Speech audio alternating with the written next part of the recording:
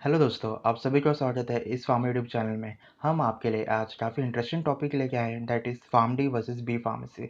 ऐसे बहुत लोगों को ये क्वेश्चन होता है कि farm D and B pharmacy में कौन सा कोर्स सबसे बेस्ट होता है एंड कौन सा कोर्स इसमें प्रीफर किया जाए। इस वीडियो के थ्रू चलिए आपके इस डाउट को सॉल्व किया करते हैं हम। एंड अगर आपने इस चैनल को सब्सक्राइब नहीं किया तो प्लीज़ सब्सक्राइब कर दीजिए, एज हम ऐसे वीडियो लाते रहते हैं। फर्स्ट ऑफ ऑल देखते हैं B pharmacy and farm D ये कोर्स होता क्या है। बी फार्मेसी ये अंडर ग्रेजुएट प्रोग्राम होता है for science student who want to pursue a career in pharma profession. And B pharmacy course duration कितना होता है, 4 साल का। एंड इसमें एक सेमेस्टर होते हैं, that is 2 semester in 1 year, mid and annual semester. While farm D ये पोस्ट ग्रेजुएशन डिग्री होता है, that is doctorate degree. And इसका कोर्स ड्यूरेशन होता है 6 year, and out of which पहला 5 साल जो होगा वह कम्प्लीटली एकेडमिक होता है and last year completely dedicate होता है इंटर्नशिप के लिए। चलिए देखते हैं फीस स्ट्रक्चर क्या होती है फार्म डी या बी फार्मेसी की। बी फार्मेसी की फ़ीस अराउंड होती है 2 to 8 lakh for whole course, while for B pharmacy government college की फ़ीस होती है 1 to 3 lakh and private college की फ़ीस होती है 5 to 9 लाख के बीच में होती है। And coming to the farm D, इसकी फ़ीस आपको पड़ेगी 50 से 1.5 lakh per year, that is whole course will cost you around 8 to 10 lakh. That is आप देख सकते हो कि फार्म डी की जो ओवरऑल फ़ीस होगी होल ड्यूरेशन की वो बी फार्मेसी से ज़्यादा होती है। देखते हैं बी फार्मेसी का कोर्स कंटेंट एंड सिलेबस क्या होता है।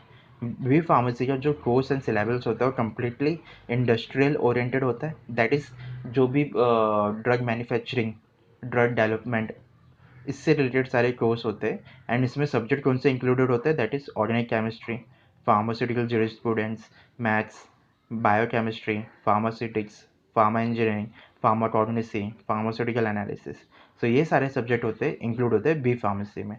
While coming to the farm D, ये कोर्स मोस्टली फोकस होता है, that is fundamental concept of pharmacy, clinical pharmacy, health care studies etcetera. Basically जो भी R&D डिपार्टमेंट होता है या क्लिनिकल फार्मेसी होता है, ये कोर्स उसी पे फोकस होता है। एंड इसमें मेन सब्जेक्ट जो इन्वॉल्व होते हैं that is pharmaceutics, medicinal chemistry, pharmaceutics and microbiology, pharmaceutical analysis, pharmacognosy and clinical pharmacy. ये सारे सब्जेक्ट इन्वॉल्व होते हैं इन फार्म डी। चलिए देखते हैं कौन कौन सी जॉब अपॉर्चुनिटी अवेलेबल है after completion of B pharmacy and farm D. B pharmacy complete करने के बाद आप खुद का मेडिकल खोल सकते हो। सेकेंड, आप various government job that is drug inspector, railway pharmacist के लिए अप्लाई कर सकते हो। Then third, huge opening release every year by the BPS companies like TCS, Cognizant, एक्विया एक्सेट्रा। इन सारे कंपनी में डिफरेंट पोजीशन के लिए आप अप्लाई कर सकते हो। एंड जो भी अलग अलग डिपार्टमेंट होती है फार्मेसी में, that is pharmacovigilance, pharma analyst, clinical data management and और भी बहुत सारे अलग अलग फील्ड होता है, उसमें आप डायरेक्टली अप्लाई कर सकते हो। तो इन शॉर्ट जो भी जॉब प्रोफाइल है after completion of B pharmacy काफ़ी डाइवर्सिफाइड होती है as compare to the farm D. चलिए देखते हैं फार्म डी के बाद क्या जॉब अपॉर्चुनिटीज अवेलेबल है। फर्स्ट ऑफ ऑल आप क्लिनिकल रिसर्च एसोसिएट बन सकते हो, जो कि one of the most highly demanding job होते हैं। सेकेंड, फार्माकोलॉजिस्ट बन सकते हो, then data analyst, then business development manager, then clinical pharmacist. तो आप देख सकते हो कि जो भी जॉब अपॉर्चुनिटीज अवेलेबल है आफ्टर फार्म डी वो काफ़ी लेस डाइवर्सिफाइड है एंड लेस ऑप्शन है as compare to the B pharmacy. What are the salary prospect of the B pharmacy and farm D.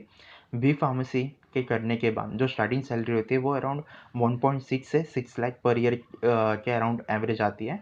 And ये मोस्टली डिपेंड होता है कि आप कौन से कॉलेज से कर रहे हो। अगर आप काफ़ी अच्छे कॉलेज से बी फार्मेसी से पास आउट हो तो आपकी स्टार्टिंग सैलरी बहुत अच्छी होती है।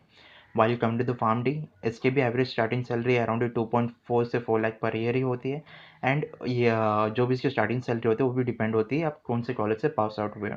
तो आप देख सकते हो कि इवन देन फार्म डी जो 2 साल जो ड्यूरेशन ऑफ कोर्स 2 साल ज़्यादा है, बट जब सैलरी की बात आती है तो B pharmacy and farm D की सैलरी ऑलमोस्ट सेम हो जाती है as an starting salary. In India की बात कर रहा हूँ। डीमेरिट क्या है, चलिए देखते हैं डीमेरिट क्या है बी फार्मेसी का। बी फार्मेसी का ऑलमोस्ट एक ही डीमेरिट होता है, that is for getting into research field you must have to do M pharma. That is अगर आपको रिसर्च फील्ड में जाना है, दैट इज़ R&D, तो आपको वो डिपार्टमेंट जाने के लिए आपको मास्टर इन फार्मेसी करना पड़ेगा, जो कोर्स का ड्यूरेशन होता है 2 ईयर्स। एंड क्योंकि हैज़ मोस्ट ऑफ द जो core pharma company that is Cipla, Sun Pharma, Lupin, ये सारे company mostly M pharma graduate जो होते हैं उन्हें ही एम्प्लॉय करते हैं for R&D।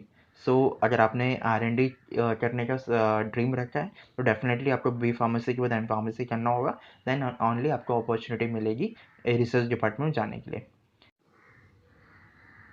So coming to the farm D, इसकी जो स्कोप है एंड इसका ग्रोथ जो है वो काफ़ी लेस है इंडिया में as compare to the foreign countries, because in foreign countries में 6 ईयर्स का एक कोर्स करने के बाद ही कोई फार्मासिस्ट बन सकता है। तो डेफिनेटली इसका जो फार्म डी का स्कोप होता है वो फॉरेन कंट्रीज़ में ज़्यादा होता है और इनकी डिमांड भी बहुत ज़्यादा होती है और इनका पेमेंट काफ़ी हाईली पेड होता है in foreign countries as compare to India.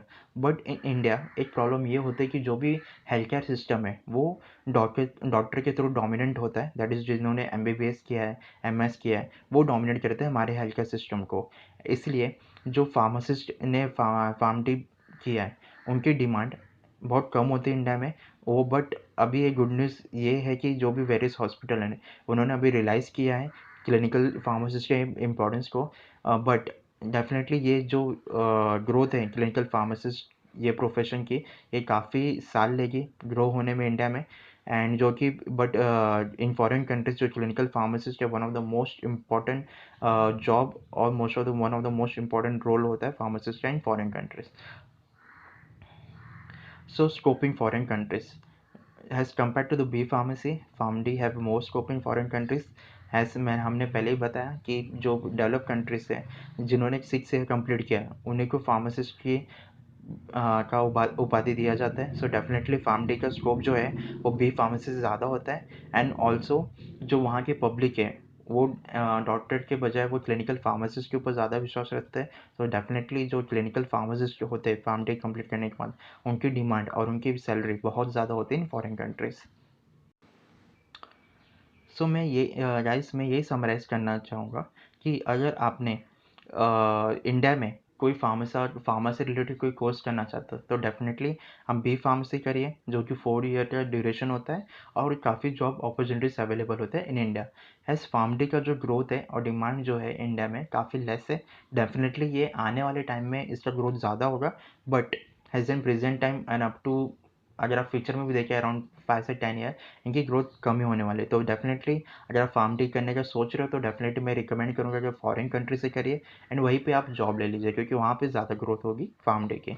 So so guys ये था आज का हमारा वीडियो। होपफुल ये वीडियो आपको हेल्प की हो आपके डाउट सॉल्व होने में। एंड डेफिनेटली अगर आपको ये वीडियो पसंद आए तो प्लीज़ लाइक एंड शेयर ज़रूर कर दीजिएगा। एंड गाइस हमने एक टेलीग्राम चैनल बनाया है जिसमें जो भी फार्मा रिलेटेड अपडेट्स होते हैं या जो भी कोर्स होंगे क्लिनिकल रिसर्च से रिलेटेड हम लाते रहते हैं, उनके रिलेटेड अगर आपको डेली अपडेट्स चाहिए तो उस टेलीग्राम चैनल में आप ज्वाइन हो सकते हो एंड उनकी लिंक हमने डिस्क्रिप्शन में डाल दी है।